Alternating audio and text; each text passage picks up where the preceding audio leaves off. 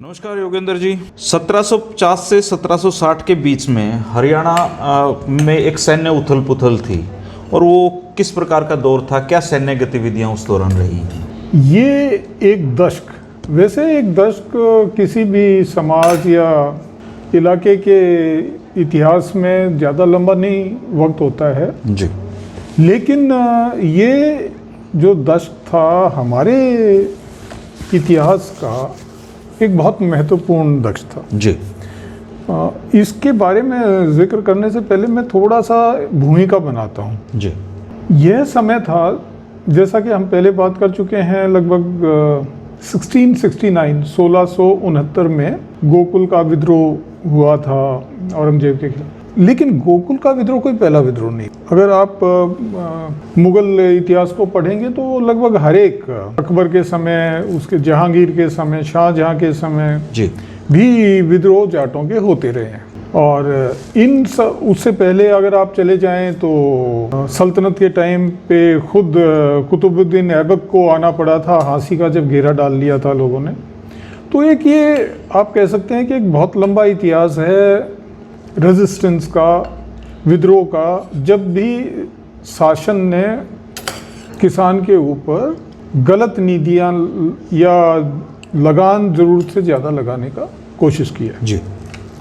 तो 1669 के बाद एक्चुअली चीज़ें शांत नहीं हुई जी। वो कभी कहीं पे चिंगारी भड़क जाती, कभी कहीं पे भड़क जाती। और 1707 के बाद, औरंगजेब के मृत्यु के बाद, बहुत जल्दी से मुग़ल साम्राज्य का पतन हुआ।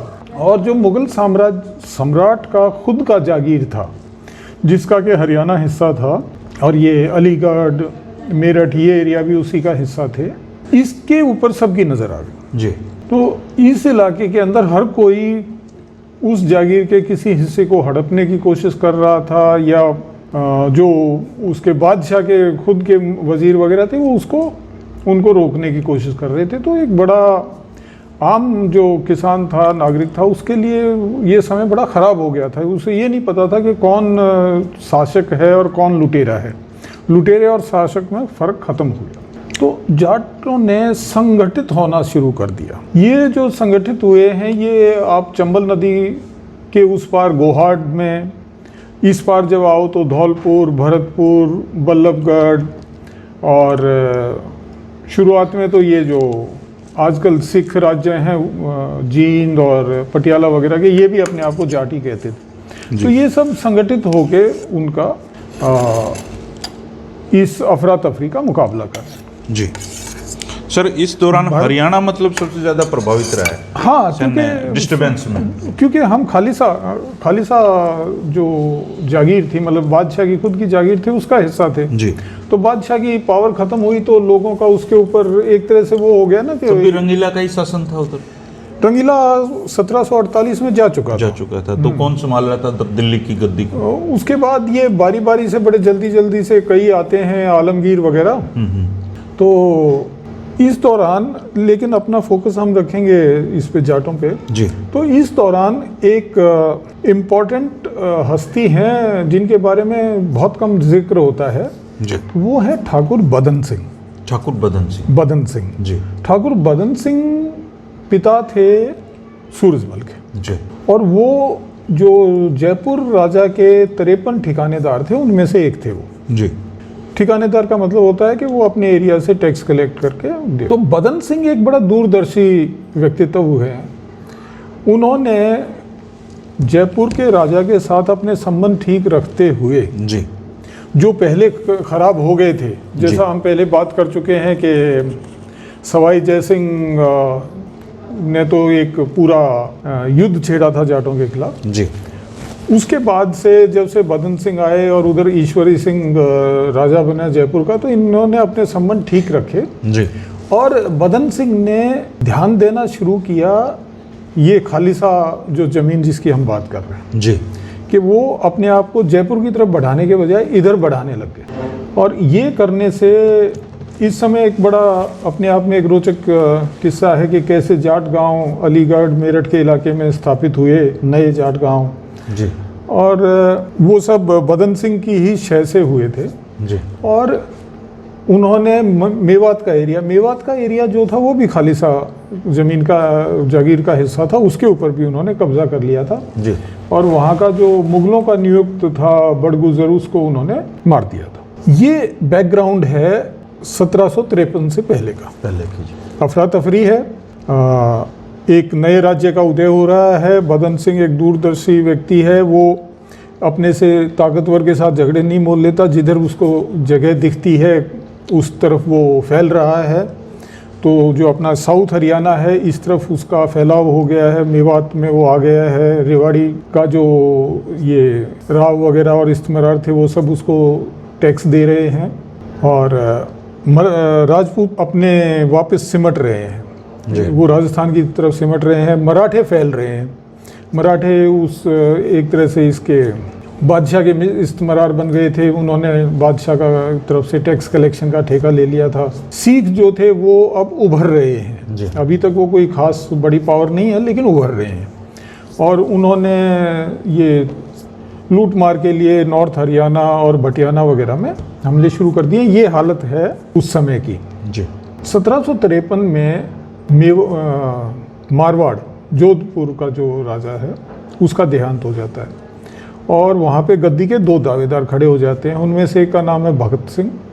तो उसकी मदद के लिए जो मुगल सेनापति है सलाबत खान जी, वो उससे संधि कर लेता है कि भी तुम मुझे पैसा दोगे और उसके बाद मुझे तुम आगे भी मेरी सपोर्ट करोगे मराठों से लड़ने में, तो मैं तुम्हारे को गद्दी पे बिठवा देता हूँ जी।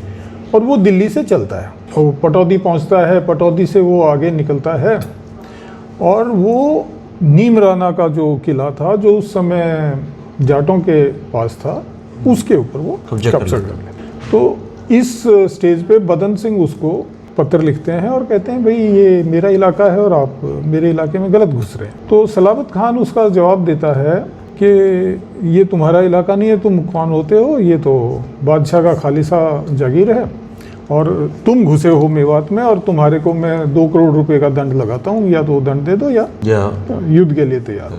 और वो जाना था उसको जोधपुर और वो इधर को मुंह कर लेता है नीमराना से। वो डिसाइड करता है उसका जो कैंप था, इस पत्र के बाद वो लड़ाई लड़ने के लिए बदन सिंह से इधर आ जाता है। हाँ, उसका कैंप था।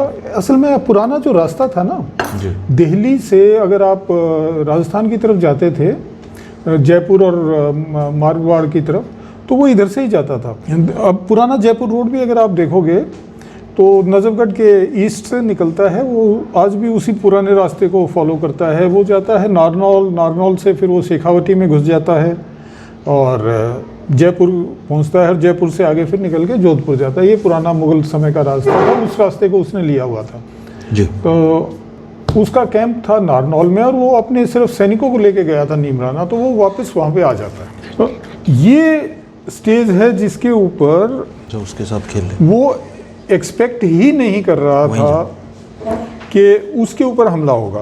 उसके दिमाग में ये थी कि तू खाने खान है, मतलब जो मुगल नोबेलिटी है उसका अध्यक्ष है, मुगल साम्राज्य का सेनापति है और ये एक आम जमींदार है, छोटा सा ठिकानेदार है जयपुर का और ये बकवास कर रहा है। तो उसने सपने में भी नहीं सोचा था कि तुम्हारे ये बाजी उल्टी भी पड़ सकती है। पंगा ले लिया अनजाने। हाँ, तो बदन सिंह सूरजमल को आदेश देते हैं कि तुम इस बात से निपटो।